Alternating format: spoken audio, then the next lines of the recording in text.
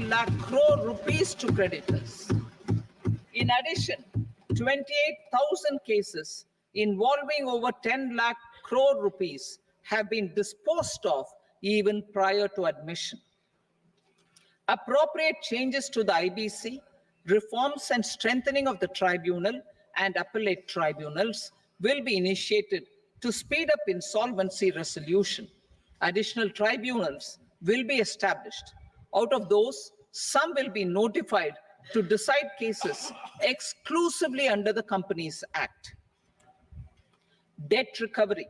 Steps for reforming and strengthening debt recovery tribunals will be taken. Additional tribunals will be established to speed up recovery. Priority 5, urban development. Cities as growth hubs. Working with states, our government will facilitate development of cities as growth hubs.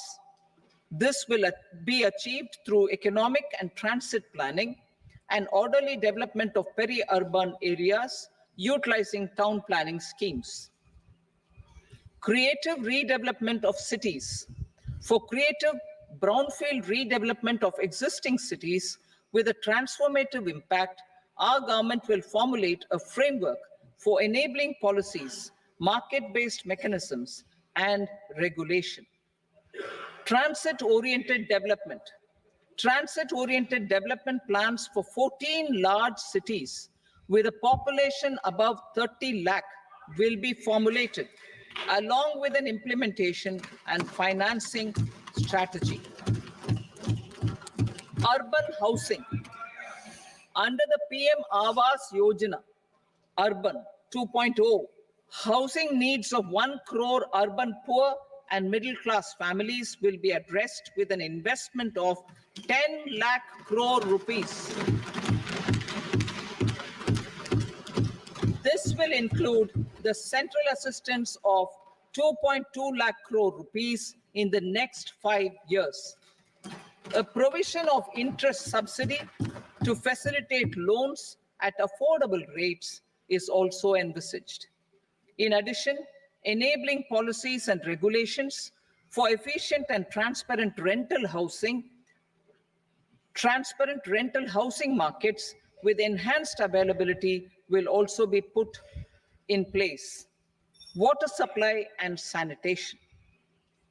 In partnership with state governments and multilateral development banks, we will promote water supply, sewage treatments, and solid waste management projects and services for 100 large cities through bankable projects. These projects will also envisage use of treated water for irrigation and filling up of tanks in nearby areas. Street markets. Building on the success of PM Swanidhi scheme in transforming the lives of street vendors, our government envisions a scheme to support each year over the next 5 years the development of 100 weekly hearts or street food hubs in select cities. Stamp duty. We will encourage states which continue to charge high stamp duty to moderate the rates for all and also consider further lowering duties for properties purchased by women. This reform will be made an essential component of urban development schemes. Priority 6, energy security, energy transition.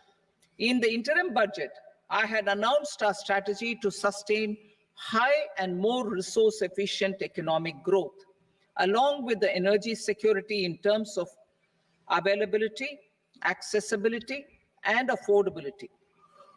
We will bring out a policy document on appropriate energy transition pathways that balances the imperatives of employment, growth, and environmental sustainability.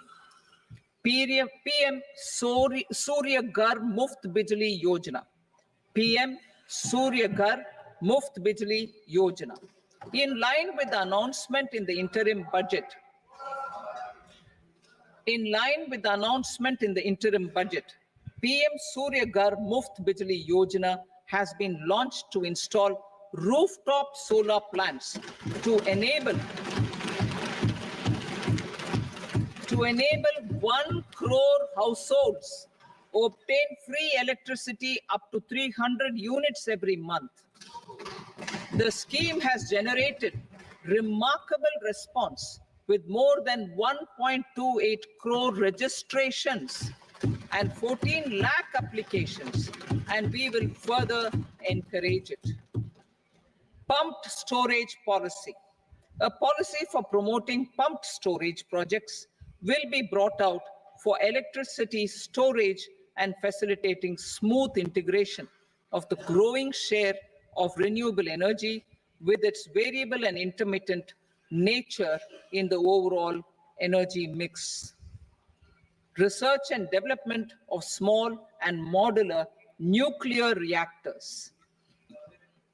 Nuclear energy is expected to form a very significant part of the energy mix for Vikasit Bharat. Towards that pursuit, our government will partner with the private sector for 1. Setting up Bharat Small Reactors, 2. Research and development of Bharat Small Modular Reactor, and 3. Research and development of newer technologies for nuclear energy. The R&D funding announced in the interim budget will be made available for this sector also. Advanced ultra supercritical thermal power plants. The development of indigenous technology for advanced ultra supercritical thermal power plants with much higher efficiency has been completed. A joint venture between NTPC and BHEL will set up a full-scale 800 megawatt commercial plant using AUSC technology. The government will provide the required fiscal support. Moving forward, development of indigenous capacity for the production of high-grade steel and other advanced metallurgy materials for these plants will result in strong spin-off benefits for the economy. Roadmap for hard-to-abate industries. A roadmap for moving the hard-to-abate industries from energy efficiency targets to emission targets will be formulated. Appropriate regulations for transition of these industries from the current perform, achieve, and trade mode to Indian carbon market mode will be put in place. Support to traditional micro and small industries. An investment grade energy audit of traditional micro and small industries in 60 clusters, including brass and ceramic, will be facilitated. Financial support will be provided for shifting them to cleaner forms of energy and implementation of energy efficiency measures. The scheme will be replicated in another 100 clusters in the next phase. Priority 7, infrastructure investment by central government. Significant investment the central government has made over the years in building and improving infrastructure has had a strong multiplier effect on the economy. We will endeavor to maintain strong fiscal support for infrastructure over the next 5 years in conjunction with imperatives of other priorities and fiscal consolidation. This year, I have provided 11,11,111 crore rupees for capital expenditure. This would be 3.4% of our GDP.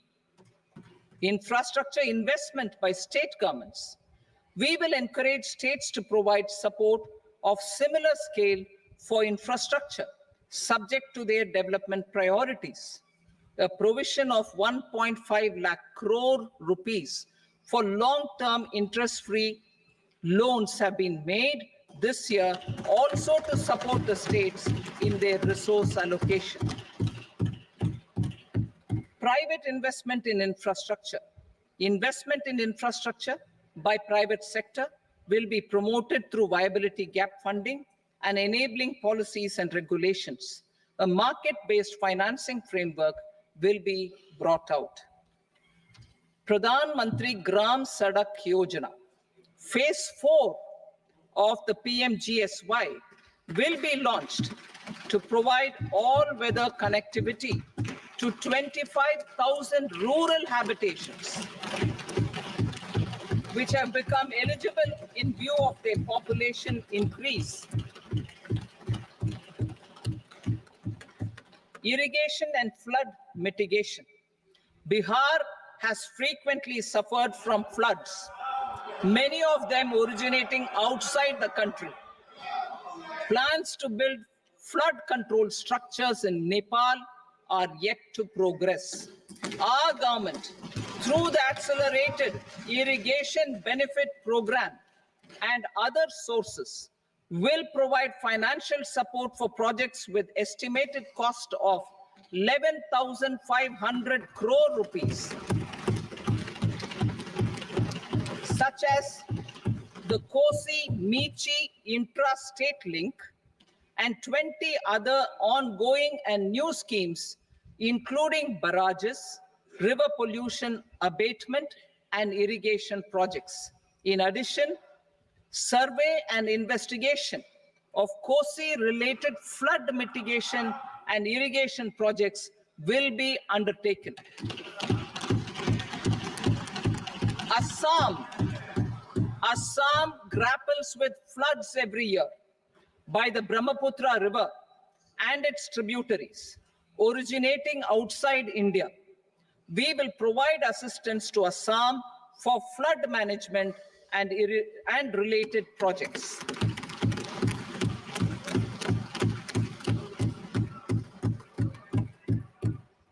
Himachal Pradesh suffered extensive losses due to floods last year. Our government will provide assistance to the state for reconstruction and rehabilitation through multilateral development assistance.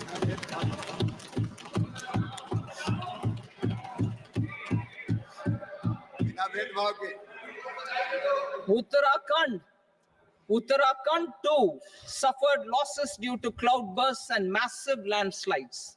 We will provide assistance to the state.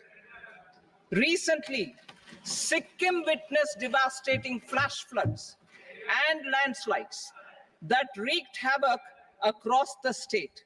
Our government will provide assistance to the state. Tourism. Tourism has always been a part of our civilization. Our efforts in positioning India as a global tourist destination will also create jobs, stimulate investments, and unlock economic opportunities for other sectors. In addition to the measures outlined in the interim budget, I propose the following measures. Vishnupad Temple at Gaya and Mahabodhi Temple at Bodh Gaya in Bihar are of immense spiritual significance. Comprehensive development of Vishnupad Temple Corridor and Mahabodhi Temple Corridor will be supported, modeled on the successful Kashi Vishwanath Temple Corridor to transform them into world-class pilgrim and tourist destinations. Rajgir holds immense religious significance for Hindus, Buddhists, and Jains. The 20th Tirthankara Muniswarata temple in the Jain temple complex is ancient. The Saptarishi, or the 7 hot springs, form a warm water Brahmkund that is sacred. a comprehensive development initiative for Rajgir will be undertaken.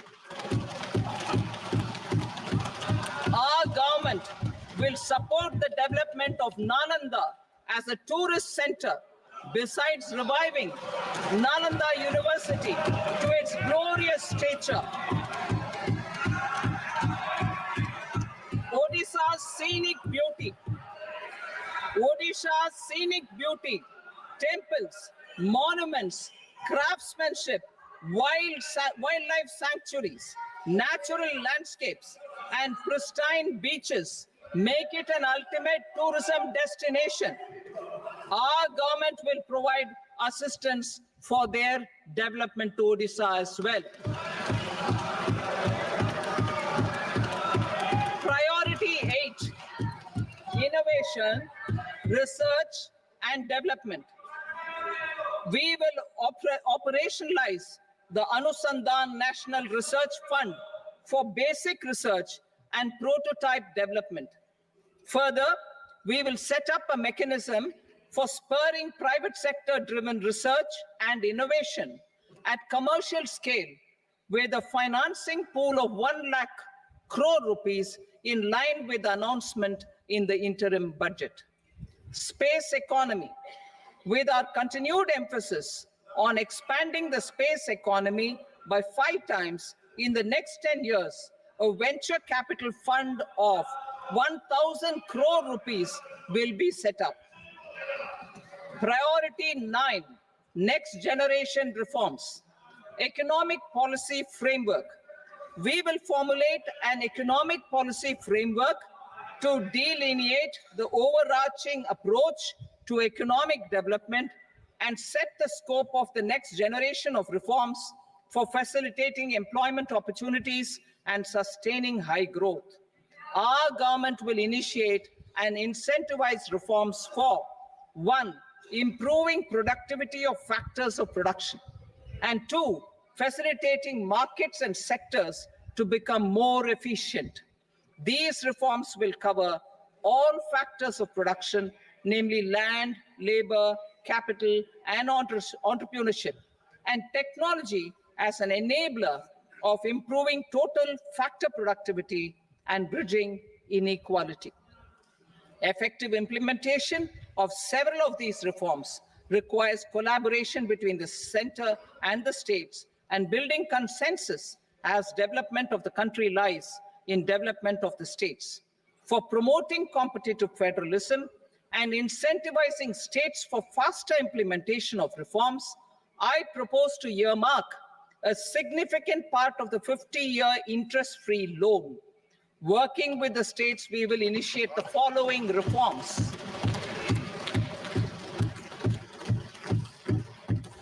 Land-related reforms and actions, both in the rural and urban areas, will cover land administration, will cover 1, land administration, planning and management, and 2, urban planning usage and building bylaws.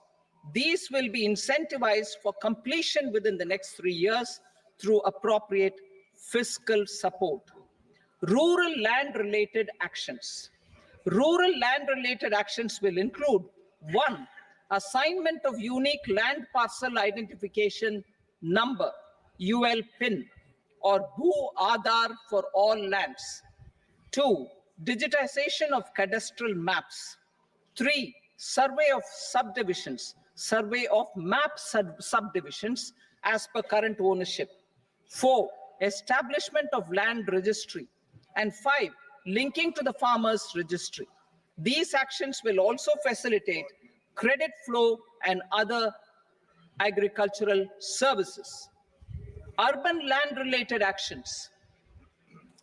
Land records in urban areas will be digitized with GIS mapping. An IT-based system for property record administration, updating, and tax administration will be established.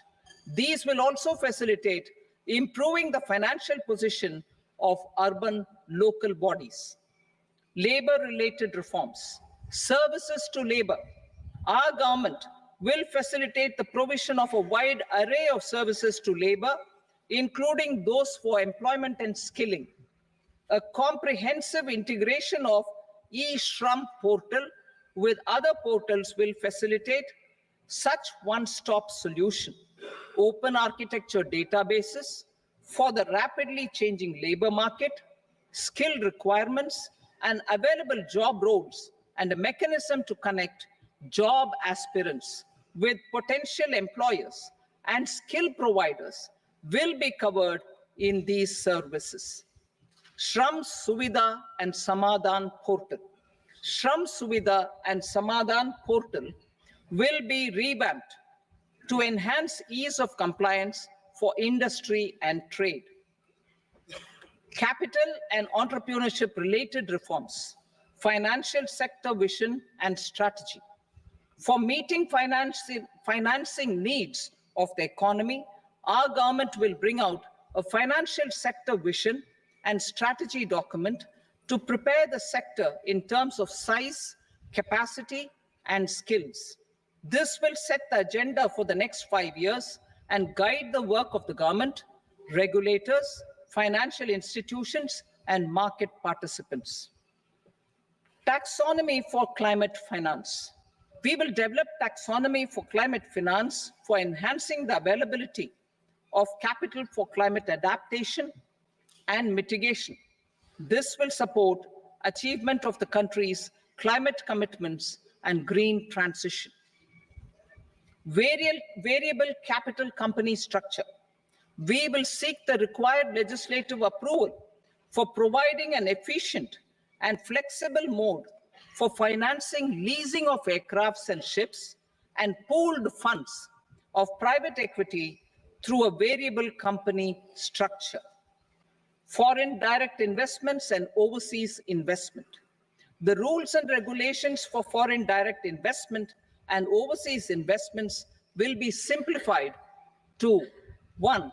Facilitate foreign direct investments, 2. Nudge prioritization, and 3. Promote opportunities for using Indian rupee as a currency for overseas investment. NPS Vatsalya. NPS Vatsalya, a plan for contribution by parents and guardians for minors, will be started. On attaining the age of majority, the plan can be converted seamlessly into a normal NPS account. Use of technology. We have successfully used technology for improving productivity and bridging inequality in our economy during the past 10 years. Public investment in digital infrastructure and innovations by the private sector have helped in improving access of all citizens, particularly the common people, to market resources, education, health, and services. We will step up adoption of technology towards digitalization of the economy. Ease of doing business. For enhancing ease of doing business, we are already working on the Jan Vishwas Bill 2.0. Further, states will be incentivized for implementation of the business reforms, action plans, and digitalization. Data and statistics. For improving data governance, collection, processing, and management of data and statistics, different sectoral databases, including those established under the Digital India Mission, will be utilized with active use of technology tools. New pension scheme. The committee to review the NPS has made considerable progress in its work. I'm happy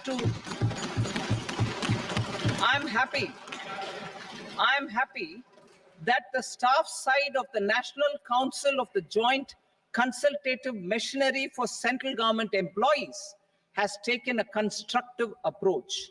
A solution will be evolved which addresses the relevant issues while maintaining fiscal prudence to protect the common citizens. Budget estimates for 24-25.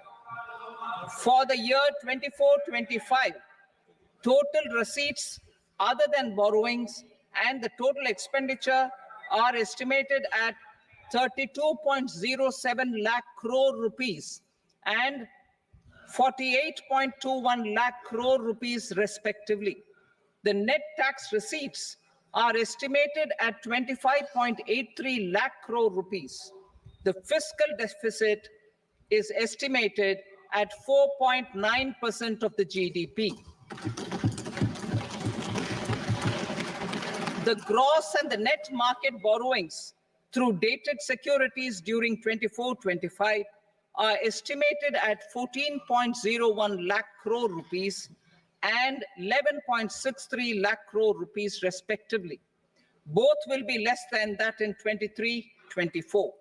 The fiscal consolidation path announced by me in 2021 has served our economy very well, and we aim to reach the deficit below 4.5% next year. The government is committed to staying the course. From 2026-27 onwards, our endeavor will be to keep the fiscal deficit each year such that the central government's debt will be on a declining path as percentage of GDP. I will now move to part B.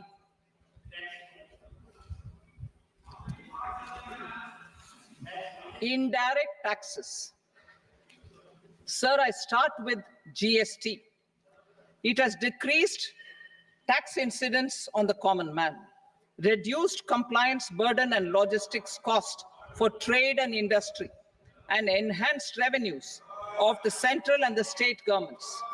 It is a success of vast proportions. To multiply the benefits of GST, we will strive to further simplify and rationalize the tax structure and endeavor to expand it to the remaining sectors. My proposals for customs duties intend to support domestic manufacturing, deepen local value addition, promote export competitiveness, and simplify taxation while keeping the interest of the general public and consumers surmount. In Budget 22-23, we reduced the number of customs duty rates. I propose to undertake a comprehensive review of the rate structure over the next 6 months to rationalize and simplify it for ease of trade, removal of duty inversion, and reduction of disputes. I shall now take up sector-specific customs duty proposals. Medicine and medical equipments. To provide relief to cancer patients, I propose to fully exempt 3 more medicines from customs duties.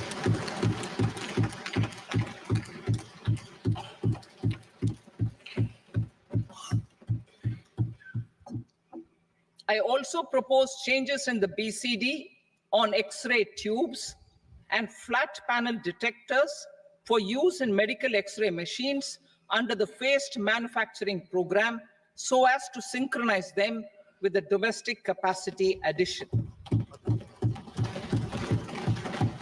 Mobile phone and related parts. With a 3-fold increase in domestic production and almost a 100-fold jump in exports of mobile phones over the last 6 years, the Indian mobile industry has matured. In the interest of consumers, I now propose to reduce the BCD on mobile phone, mobile PCBA, and mobile charger to 15%. Critical minerals. Minerals such as lithium, copper, cobalt, and rare earth elements are critical for sectors like nuclear energy, renewable energy, space, defense, telecommunications, and high-tech electronics. I propose to fully exempt customs duties on 25 critical minerals and reduce BCD on 2 of them. This will provide a major fillip to the processing and refining of such minerals and help secure their availability for these strategic and important sectors. Solar energy. Energy transition is critical in the fight against climate change.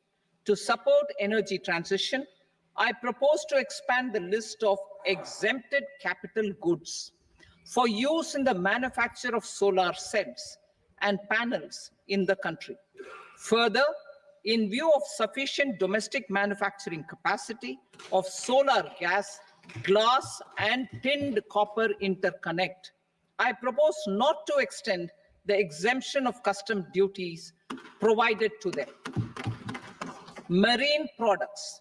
India's seafood exports in the last financial year touched an all-time high of more than 60,000 crores of rupees. Frozen shrimp accounted for about 2/3 of these exports.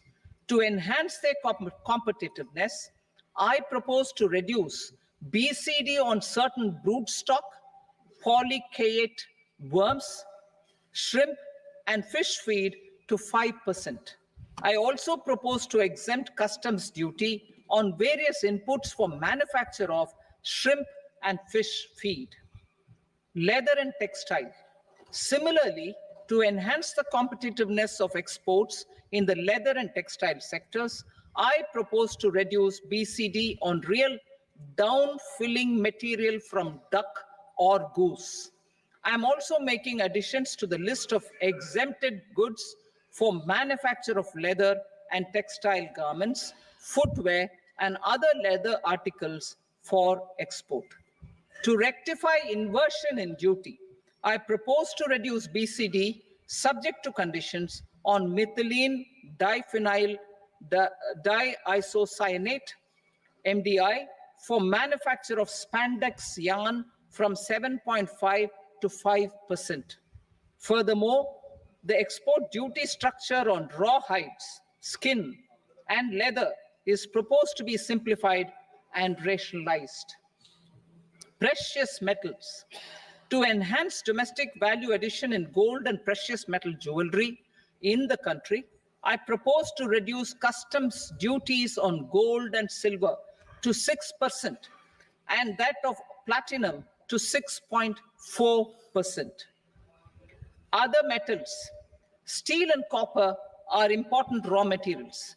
To reduce their cost of production, I propose to remove the BCD on ferronickel and blister copper.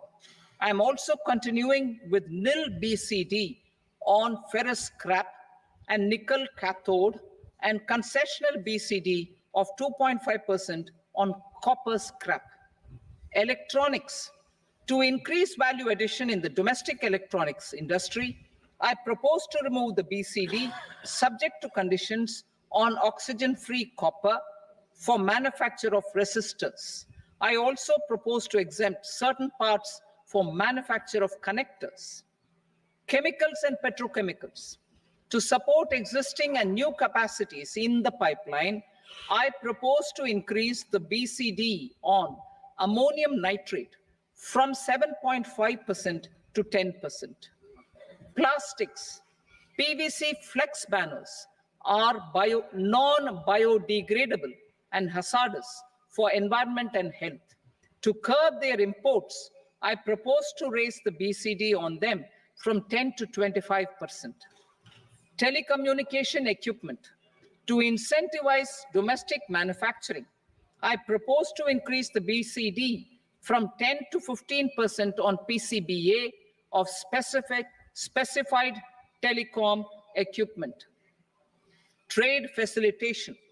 To promote domestic aviation and boat and ship MRO, I propose to extend the period for export of goods imported for repairs from 6 months to 1 year.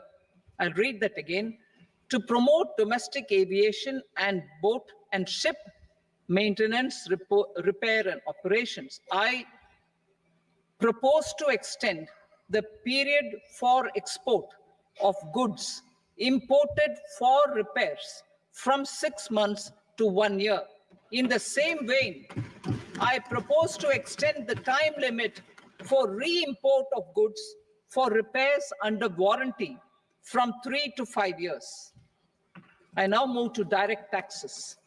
We will continue our efforts to simplify taxes, improve taxpayer services, provide tax certainty, and reduce litigation while enhancing revenues for funding the development and welfare schemes of the government.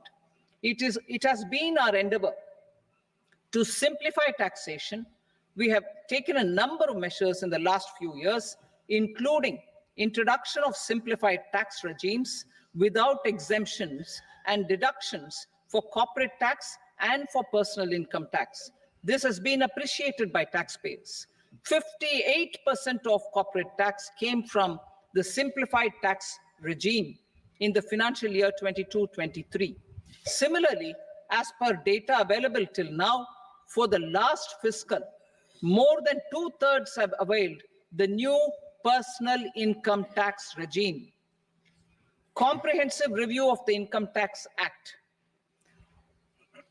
I am now announcing a comprehensive review of the Income Tax Act 1961. The purpose is to make the act concise, lucid, easy to read and understand. This will reduce disputes and litigation, thereby providing tax certainty to the taxpayers. I will also bring down the demand embroiled in litigation. It is proposed to be completed in 6 months. A beginning is being made in the finance bill by simplifying the tax regime for charities, TDS rate structures, provisions of reassessment and such provisions, and capital gains taxation. Simplification for charities and TDS. Two tax exemption regimes. The two tax exemption regimes for charities are proposed to be merged into one. The 5% TDS rate on many payments is being merged into the 2% TDS rate, and the 20% TDS rate on repurchase of units by mutual funds or UTI is being withdrawn. TDS rate on e-commerce operators is proposed to be reduced from 1 to 0.1%. Moreover, credit of TCS is proposed to be given in the TDS to be deducted on salary. Further, I propose to decriminalize delay for payment of TDS up to the due date of filing statement for the same. I also plan to provide a standard operating procedure for TDS defaults and simplify and rationalize the compounding guidelines for such defaults. Simplification of reassessment. I propose to thoroughly simplify the provisions for reopening and reassessment. An assessment hereinafter can be reopened beyond 3 years from the end of the assessment year only if the escaped income is 50 lakh rupees or more, up to a maximum period of 5 years from the end of the assessment year. Even in such cases, a time limit of 6 years before the year of the search, as against the existing time limit of 10 years, is being proposed. This will reduce tax uncertainty and disputes. Simplification and rationalization of capital gains. Capital gains taxation is also proposed to be hugely simplified. Short-term gains on certain financial assets shall henceforth attract a tax rate of 20%, while that on all other financial assets and all non-financial assets shall continue to attract the applicable tax rate. Long-term gains on all financial and non-financial assets, on the other hand, will attract a tax rate of 12.5%. For the benefit of the lower and the middle income classes, I propose to increase the limit of exemption of capital gains on certain financial assets to 1.25 lakh rupees per year. Listed financial assets held for more than a year will be classified as long-term, while unlisted financial assets and all non-financial assets will have to be held for at least 2 years to be classified as long-term. Unlisted bonds and debentures, debt mutual funds, and market-linked debentures, irrespective of holding period, however, will attract tax on capital gains at applicable rates. Taxpayer services. All the major taxpayer services under GST and most services under customs and income tax have been digitalized. All remaining services of customs and income tax, including rectification and order giving effect to appellate orders, shall be digitalized and made paperless over the next 2 years. Litigation and appeals. While our concerted efforts to reduce pendency of appeals at various appellate fora are beginning to show good results, it will continue to engage our highest attention. To dispose of the backlog of first appeals, I plan to deploy more officers to hear and decide such appeals, especially those with large tax effect. For resolution of certain income tax disputes pending in appeal, I am also proposing Vivad Se Vishwas Scheme 2024. Further, I propose to increase monetary limits for filing appeals related to direct taxes, excise, and service tax in the tax tribunals, high courts, and Supreme Court to 60 lakh rupees, 2 crore rupees, and 5 crore respectively, with a view to reduce litigation and provide certainty in international taxation. We will expand the scope of safe harbor rules and make them more attractive. We will also streamline the transfer pricing assessment procedure. Employment and investment. I have a few proposals to promote investment and foster employment. First of all, to bolster the Indian startup ecosystem, boost the entrepreneurial spirit, and to support innovation, I propose to abolish the so-called angel tax for all classes of investors. Second, there is tremendous potential for cruise tourism in India.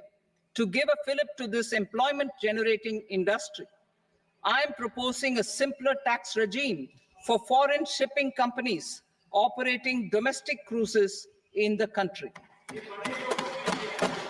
Third, India is a world leader in the diamond cutting and polishing industry, which employs a large number of skilled workers. To further promote the development of this sector, we would provide for safe harbor rates for foreign mining companies selling raw diamonds in the country. Fourth, to attract foreign capital for our development needs, I propose to reduce the corporate tax rate on foreign companies from 40 to 35%. Deepening the tax base. I have a couple of proposals for deepening the tax base. First, security transaction tax on futures and options of securities is proposed to be increased to 0.02% and 0.1% respectively. Second, for reasons of equity, I propose to tax income received on buyback of shares in the hands of recipients. Other proposals. To improve social security benefits, deduction of expenditure by employers towards NPS is proposed to be increased from 10 to 14% of the employee's salary. Similarly, deduction of this expenditure up to 14% of salary from the income of employees in private sector, public sector banks, and undertakings opting for the new tax regime is proposed to be provided. Indian professionals working in multinationals get ESOPs and invest in social security schemes and other movable assets abroad. Non-reporting of such small foreign assets has penal consequences under the Black Money Act. Such non-reporting of movable assets up to 20 lakh rupees is proposed to be depenalized. Other major proposals in the finance bill relate to withdrawal of equalization levy of 2%, expansion of tax benefits to certain funds and entities in IFSCs, and immunity from penalty and prosecution to Benamidar on full and true disclosure so as to improve conviction under the Benami Transaction Prohibition Act 1988. Personal income tax. Coming to personal income tax rates, I have two announcements to make for those opting for the new tax regime. First, the standard deduction for salaried employees is proposed to be increased from 50,000 to 75,000 rupees.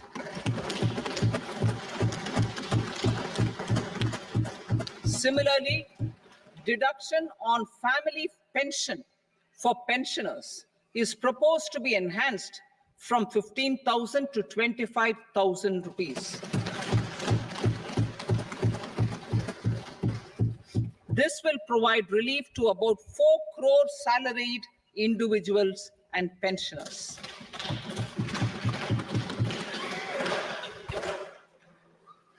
Second, in the new tax regime, the tax rate structure is proposed to be revised as follows. 0 to 3 lakh rupees, nil. 3 to 7 lakh rupees, 5%. 7 to 10 lakh rupees, 10%. 10 to 12 lakh rupees, 15%. 12 to 15 lakh rupees, 20%. And above 15 lakh rupees, 30%. As a result of these changes, a salaried employee in the new tax regime stands to save up to 17,500 rupees in income tax.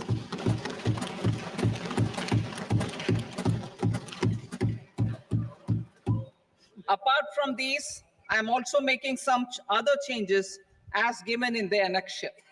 As a result of these proposals, revenue of about 37,000 crore, that is 29,000 crore in direct taxes and 8,000 crore in indirect taxes will be foregone, while revenue of about 30,000 crore rupees will be additionally mobilized. Thus, the total revenue foregone is about 7,000 crores annually. Mr. Speaker, sir, with this, I commend the budget to this august House. Jai Hind.